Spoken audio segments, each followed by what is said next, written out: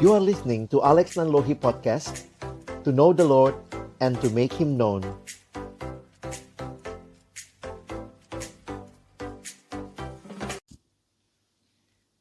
Mari kita berdoa sebelum kita membaca merenungkan firman Tuhan. Kami datang dalam ucapan syukur kepadamu ya Tuhan, karena sungguh atas kasih dan kemurahan-Mu lah kami boleh sama-sama beribadah, memuji, memuliakan nama-Mu, dan juga tiba waktunya bagi kami untuk mendengarkan firman-Mu. Kami mohon ya Tuhan, ketika kami membuka firman-Mu, bukalah juga hati kami.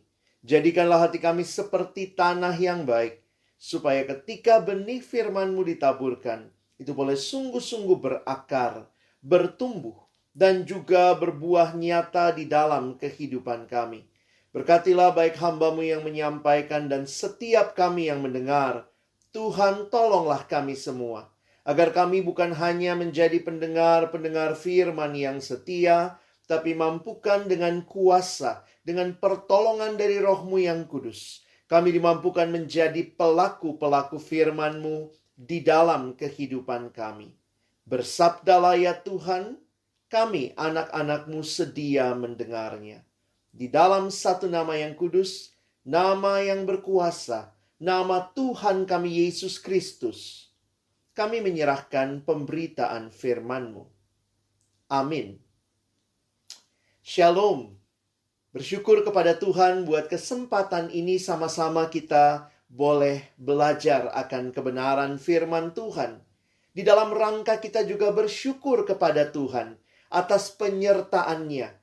68 tahun sudah Tuhan menyertai di dalam kehadiran Sekolah Kristen Kalam Kudus. Kita bersyukur karena selama 68 tahun ini sungguh kasih setia Tuhanlah yang boleh sama-sama kita saksikan. Hari ini sama-sama kita akan membaca dan merenungkan firman Tuhan di dalam tema yang diberikan kepada kita, Resilient in Christ. Apa arti resilient?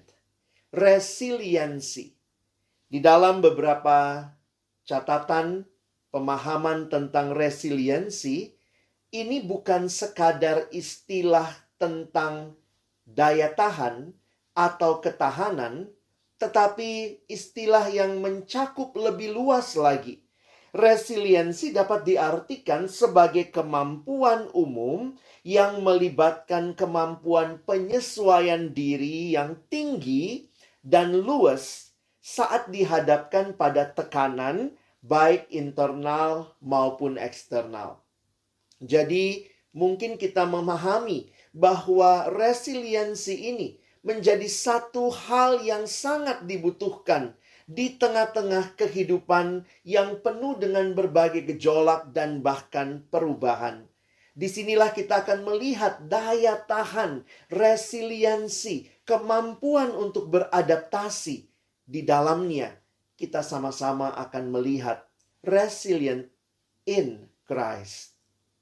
Saya mengajak kita bersama-sama membaca bagian firman Tuhan yang menjadi tema kita di dalam kitab Yesaya pasal yang ke-40. Yesaya 40 di dalam ayatnya yang ke-31. Ayat ini akan mendasari perenungan kita. Tetapi orang-orang yang menanti-nantikan Tuhan mendapat kekuatan baru. Mereka seumpama Raja Wali yang naik terbang dengan kekuatan sayapnya. Mereka berlari dan tidak menjadi lesu. Mereka berjalan dan tidak menjadi lelah. Bagian ini seringkali dikutip di dalam banyak kesempatan secara khusus di dalam khotbah kepada orang-orang muda. Apalagi ketika kita membaca di dalam bagian sebelumnya ayat yang ke-30. Dikatakan orang-orang muda menjadi lelah dan lesu dan teruna-teruna jatuh tersandung. Tetapi orang-orang yang menanti-nantikan Tuhan mendapat kekuatan baru. Mereka seumpama Raja Wali yang naik terbang dengan kekuatan sayapnya. Mereka berlari dan tidak menjadi lesu. mereka berjalan dan tidak menjadi lelah. Saudara-saudara yang dikasihi di dalam Tuhan Yesus Kristus, secara khusus juga anak-anak kami, orang-orang muda yang Tuhan Yesus kasihi, melihat kepada tantangan kehidupan yang terjadi di sekitar kita. Apa yang menjadi respon dari orang-orang muda secara khusus menyikapi berbagai tantangan zaman, perubahan yang terjadi, dan bahkan tekanan-tekanan yang ada di sekitar kita, baik yang muncul internal maupun dari eksternal. Jika kita mempelajari di dalam bagian firman Tuhan, maka kita melihat bahwa ada situasi-situasi yang mungkin kita alami sebagai manusia yang hidup di dalam berbagai perubahan yang terjadi di sekitar kita. Di dalam sebuah artikel yang saya baca, ada yang mengungkapkan tentang ketakutan yang dialami oleh orang-orang muda. Ada 3 ketakutan utama yang dikatakan berkaitan dengan apa yang ditakuti oleh orang muda. Yang pertama adalah ketakutan akan masa depan. Yang kedua, ketakutan akan kegagalan, takut gagal. Dan yang ketiga, ketakutan berkaitan dengan relasi, takut kesepian. Dan inilah realita dunia yang mungkin dalam banyak hal kita melihat punya begitu banyak kemajuan, yang membuat banyak hal yang begitu pasti. Tapi juga manusia, secara khusus orang muda, ada ketakutan akan masa depan. Ada ketakutan mungkin akan mengalami kegagalan. Dan bahkan dunia yang begitu luar biasa bicara relasi, ada begitu banyak media sosial yang menghubungkan orang dengan orang, manusia dengan manusia lainnya. Tetapi juga selalu ada ketakutan akan kesepian. Jika kita melihat realita kehidupan yang seperti itu, maka bagaimana bertahan di dalam situasi yang kalau kita katakan hampir semua orang juga mengalami. Jangankan orang-orang yang belum kenal Tuhan, yang kenal Tuhan pun banyak orang-orang Kristen yang juga mengalami berbagai pergumulan, perubahan, tekanan di tengah-tengah situasi kehidupan. Yang membedakan bukan pergumulannya, saudara, tetapi yang membedakan adalah respon terhadap situasi perubahan yang sedang terjadi itu. Dan dari manakah sumber kekuatan kita untuk bisa bertahan, untuk bisa menghadapi segala perubahan yang ada? Resiliensi seperti apakah yang akan menjadi respon kita?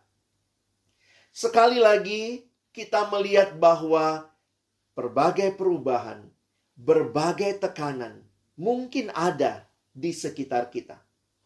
Jika kita kembali membaca bagian firman Tuhan yang dikatakan di dalam kitab Yesaya, saya ingin mengajak kita sebelum membaca nanti ayat yang ke-31 sebagai tema kita, tapi mari lihat bagian sebelumnya. Saya mengajak kita membaca dalam Yesaya 40 mulai dari ayat 27. Mengapakah engkau berkata demikian, hai Yakub, dan berkata begini, hai Israel? Hidupku tersembunyi dari Tuhan, dan hakku tidak diperhatikan Allahku. Bagian ini merupakan pergumulan umat Allah di tengah-tengah pembuangan, yang mereka bahkan merasa Tuhan nampaknya sudah tidak mempedulikan mereka. Umat Allah mengalami pergumulan. Tetapi kalau kita melihat apa yang dikatakan di dalam firman Tuhan, saya lanjutkan ayat yang ke-28. Tidakkah kau tahu dan tidakkah kau dengar? Tuhan ialah Allah kekal yang menciptakan bumi dari ujung ke ujung. Ia tidak menjadi lelah dan tidak menjadi lesu, tidak terduga pengertiannya. Dia memberi kekuatan kepada yang lelah dan menambah semangat kepada yang tiada berdaya. Jika kita memperhatikan apa yang disampaikan di bagian ini, pergumulan umat Allah yang merasa ditinggalkan Allah, namun mereka diajak kembali berfokus dan memandang kepada Allah. Setiap orang di dalam dunia ini mengalami pergumulan. Tanpa kecuali, kita semua mengalami pergumulan di dalam perjalanan kehidupan kita. Tetapi yang membedakan bukan bicara menghadapi pergumulannya, tetapi bagaimana sikap di tengah-tengah menghadapi pergumulan. Beberapa sikap yang mungkin muncul ketika mengalami pergumulan adalah mencoba keluar dari pergumulan itu dengan mengandalkan kekuatan sendiri, PD, percaya diri. Jika kita memperhatikan apa yang disampaikan di dalam bagian firman Tuhan, beberapa kali di dalam ayat-ayat dinyatakan, berbahagialah orang yang mengandalkan bukan dirinya sendiri, bukan kekuatannya, namun mereka yang mengandalkan Tuhan. Jika kita melihat apa yang dikatakan di dalam ayat yang ke-28 tadi, diingatkan, tidakkah kau dengar? Tuhan ialah Allah kekal yang mencipta bumi dari ujung ke ujung. Kita diingatkan di dalam menghadapi pergumulan bahwa kita punya Allah yang adalah pencipta kita. Ia tidak menjadi lelah dan tidak menjadi lesu, tidak terduga pengertiannya. Penghayatan akan kehidupan yang dipimpin Allah itu membuat kita berbeda di tengah-tengah berbagai tekanan hidup yang dialami. Mengapa orang-orang percaya bahkan ketika mengalami pergumulan yang begitu berat bisa tetap bertahan? Bahkan dikatakan mereka mendapatkan kekuatan. Itulah yang kita baca di ayat yang ke-30. Orang-orang muda menjadi lelah dan lesu dan teruna-teruna jatuh tersandung. Tetapi ini tema kita. Orang-orang yang menanti-nantikan Tuhan. Istilah menanti-nantikan Tuhan bukanlah menanti di dalam kepasifan, tetapi orang yang benar-benar berharap, bergantung kepada Tuhan, yang menyadari bahwa Tuhanlah sumber kekuatannya. Karena itu, dia mengalami yang dikatakan, orang-orang yang menanti-nantikan Tuhan mendapat kekuatan baru. Mereka seumpama Raja Wali yang naik terbang. Pernah memperhatikan burung Raja Wali yang ketika ada angin yang kencang, justru dia membentangkan sayapnya dan bahkan menggunakan apa yang terjadi dengan angin itu untuk naik lebih tinggi dan lebih tinggi lagi. Mereka berlari dan tidak menjadi lesu, mereka berjalan dan tidak menjadi lelah. Bapak, Ibu, Saudara yang dikasihi Tuhan, anak-anak yang Tuhan kasihi. Pergumulan hidup menjadi bagian dalam keseharian, dalam perjalanan setiap kita. Tetapi sikap yang utama bukanlah lari dari setiap pergumulan, tetapi menghadapinya dengan kekuatan dari Tuhan. Resilient in God, in Christ. Karena Tuhan yang hadir membuat kita bisa melampaui setiap pergumulan yang kita alami. Saya berjumpa dengan banyak anak muda yang bicara ketakutan-ketakutan yang saya sampaikan tadi. Ada yang katakan, "Kak, saya takut bagaimana masa depan saya. Apakah saya bisa kuliah dengan baik? Apakah nanti saya bisa mendapat pekerjaan yang baik?" Ada lagi yang berkata, "Kak, saya takut gagal. Ini sudah kelas 12. Ini sudah kelas 9. Biasanya di kelas-kelas itu pada ketakutan kalau nanti gagal bagaimana. Bahkan juga di tengah-tengah situasi yang nampaknya begitu banyak relasi yang bisa dibangun dengan menambah follower di media sosial. Banyak juga yang berkata, "Nggak ada yang ngerti saya, Kak. Ini pergumulan berat banget. Papa mama nggak ngerti. Saya kesepian. Saya sendiri. Saya nggak kuat. Bagaimana anak-anak Tuhan menghadapi berbagai situasi tersebut? Firman Tuhan mengingatkan kita untuk datang dan berserah kepada Tuhan. Mengandalkan Tuhan. Ketahanan kita menghadapi pergumulan bukan dari diri kita. Bukan dari kekuatan kita. Tetapi dengan mengandalkan Tuhan. Dikatakan orang-orang yang menanti-nantikan Tuhan mendapat kekuatan baru. Seringkali di tengah-tengah situasi hidup yang sulit, tidak banyak orang yang bertahan. Karena merasa sulit sekali, saya tidak bisa keluar dari semua ini. Tetapi apa yang Tuhan nyatakan? Hadapi kesulitan itu. Aku menyertaimu. Tuhan tidak meninggalkan. Penyertaannya yang sungguh sempurna hadir dan memberikan kepada kita kekuatan. Seringkali Tuhan tidak mengubah situasinya secara langsung. Ketika pulang sampai di rumah, masih menghadapi keluarga yang sama, yang mungkin selama ini kita rasa, Tuhan, mengapa mereka tidak mengerti saya?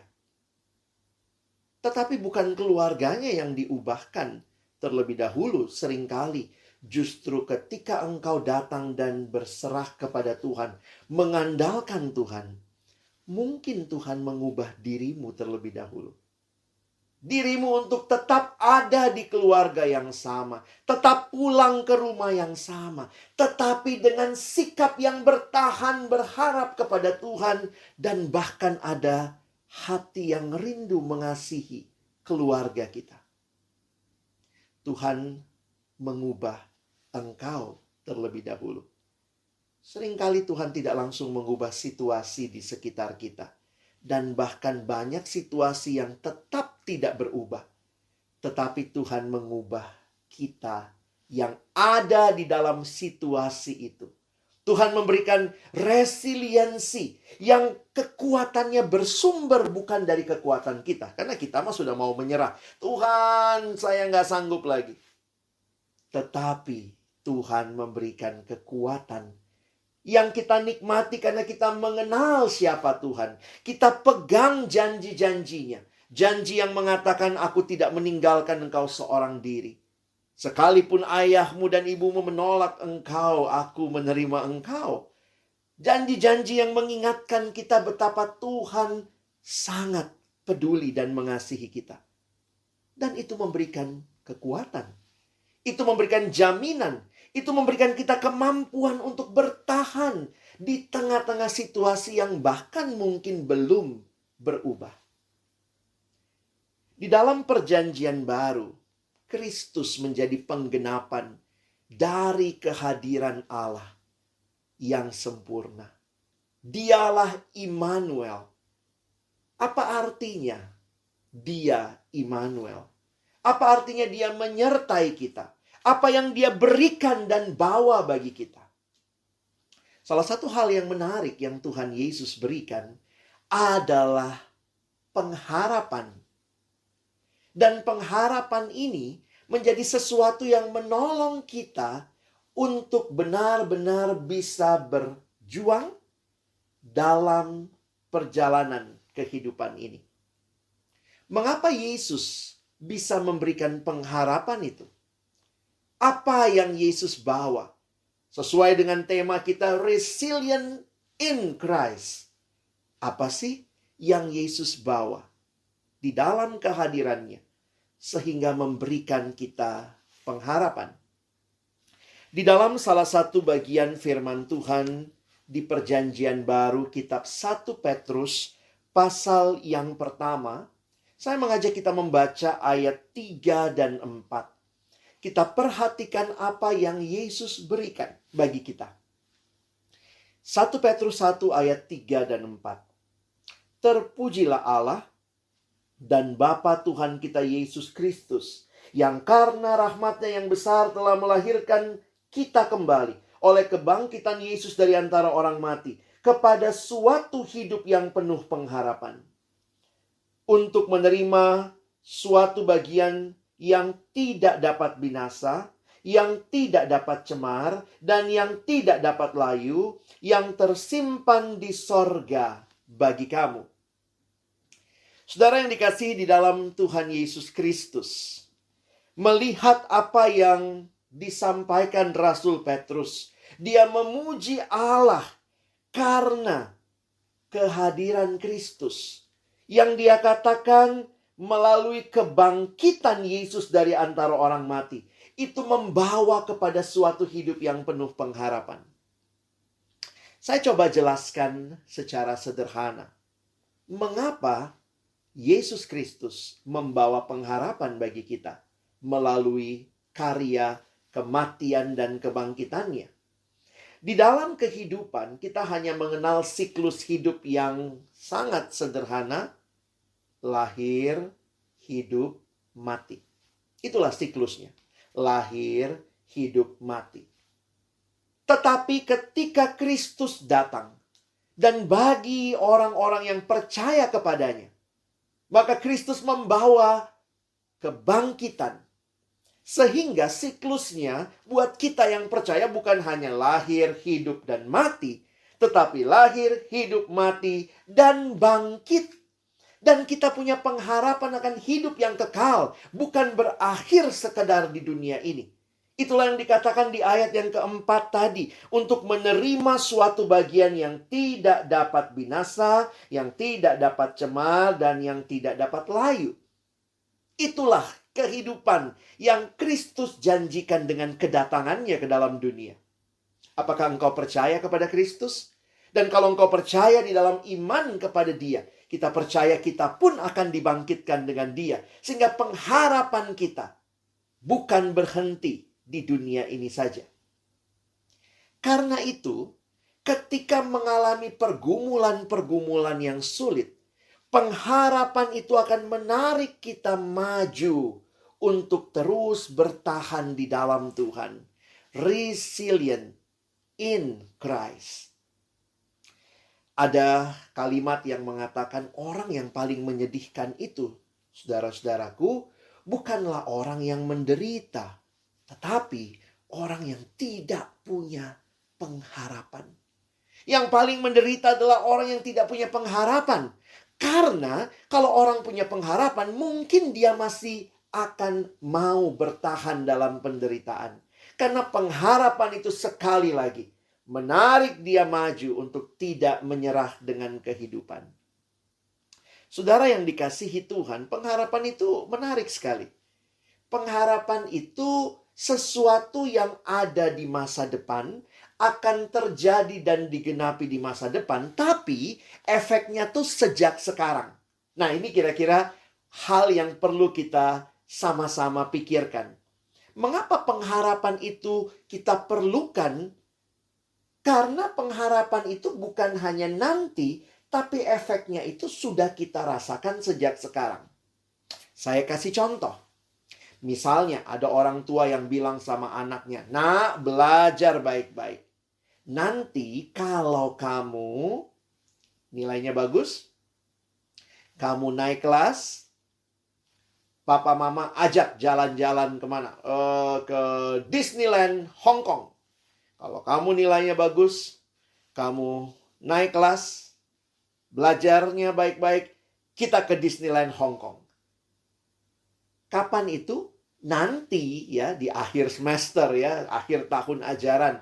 Jadi sudah terjadikah Disneyland Hong Kongnya? Belum. Tetapi pengharapan akan ke Disneyland Hong Kong itu menarik anak ini untuk sejak sekarang terus maju. Terus maju. Mungkin lagi bikin PR matematika. Waduh, susah banget ini. Tapi kemudian dia ingat kalau dia menyerah, wow, Disneyland Hong Kong. Jadi, pengharapan itu belum terjadi, akan dan pasti digenapi, tetapi efeknya sejak sekarang membuat kita dalam kesulitan belajar matematika tetap bertahan, tetap berjuang. Karena ada pengharapan. Pengharapan itu tidaklah mengecewakan. Bapak, Ibu, Saudara yang dikasihi Tuhan, resiliensi kita di dalam Kristus karena Dia bangkit. Dia memberikan pengharapan bahwa hidup ini tidak berakhir di sini. Seluruh jerih lelah kita tidak akan Tuhan sia-siakan. Bahkan ini akan membuat kita bisa lebih tangguh, lebih punya kekuatan untuk akhirnya melangkah maju. Pengharapan di dalam Kristus, hidup yang kekal itu, menarik kita ke depan untuk terus berjalan dan bertahan di dalam Dia. Inilah indahnya hidup beriman kita. Kehidupan yang di dalam segala pergumulan, sama seperti yang orang lain hadapi. Tapi pergumulan yang kita alami, kita hadapinya bersama dengan Tuhan. Dengan mengandalkan Tuhan. Dengan percaya kepada janji Allah. Kebangkitan janji Allah bahwa hidup yang kekal menjadi pengharapan kita untuk terus maju. Ketika dunia menekan kita dari luar, tekanan yang muncul mungkin dari dalam diri kita. Seringkali kita pikir, Tuhan, aku nyerah aja. Tapi Kristus yang bangkit memberikan pengharapan. Bertahan. Bangkit. Kembali nikmati kekuatan Allah yang menolong kita untuk melangkah di dalam hari-hari hidup kita ke depan. 68 tahun Allah berkarya di Sekolah Kristen Kalam Kudus. Bukan tanpa tantangan, bukan tanpa hambatan, tetapi 68 tahun ini menjadi bukti nyata bahwa Kristus yang bangkit memberikan pengharapan sehingga kita bisa menghadapi dan terus bangkit, berjalan dalam Tuhan untuk melangkah maju ke depan. Resilience in Christ. Itulah yang kita butuhkan di tengah-tengah dunia yang kita tidak tahu apa yang akan terjadi ke depan. Tapi satu hal yang pasti, bersama Tuhan, di dalam Tuhan, di dalam pengharapan kepada Tuhan, kita akan menikmati kekuatan yang daripadanya. Kiranya Tuhan menolong kita. Bukan cuma jadi pendengar firman, tapi jadi pelaku-pelaku firman-Nya. Amin. Mari kita berdoa. Tuhan, terima kasih untuk kehadiran-Mu. Bahkan kehadiran-Mu yang memberikan kepada kami apa yang kami butuhkan dalam dunia yang terus berubah. Kehadiran-Mu yang memberikan kepada kami pengharapan. Karena Engkau yang sudah bangkit, ya Kristus. Engkaulah pengharapan kami. Sehingga kami tidak menyerah dalam perjuangan dan pergumulan melewati berbagai tantangan dalam hidup. Hamba berdoa bagi kami semua, Bapak, Ibu guru, maupun semua anak-anak kami. Tuhan, ke depan kami tidak tahu pergumulan-pergumulan apa yang akan kami hadapi, tantangan seperti apa. Bahkan ada banyak ketakutan yang kami miliki sebagai orang-orang muda. Tapi satu hal yang pasti, di dalam persekutuan kami dengan Tuhan, Tuhan memampukan kami, jerih payah kami tidak sia-sia. Kami terus berpengharapan kepada Allah, melangkah maju bersama Tuhan. Berkati terus sekolah ini, menjadi sekolah yang terus memuliakan Tuhan. Membangun iman anak-anak di dalam Tuhan. Menyadari bahwa hanya bersama Tuhan kami bisa memiliki resiliensi. Menghadapi berbagai perubahan, tantangan yang ada. Kami sekali lagi bersyukur. Sebagaimana firman-Mu mengingatkan kami. Percayalah kepada Tuhan dengan segenap hatimu. Dan jangan mengandalkan pengertianmu sendiri. Akuilah Dia dalam segala lakumu. Maka Ia akan meluruskan jalanmu. Itulah yang kami juga mau serukan bersama. Untuk kami melewati hari-hari kehidupan ke depan. Kami bersyukur, kami berterima kasih dalam nama Yesus kami sudah berdoa. Amin.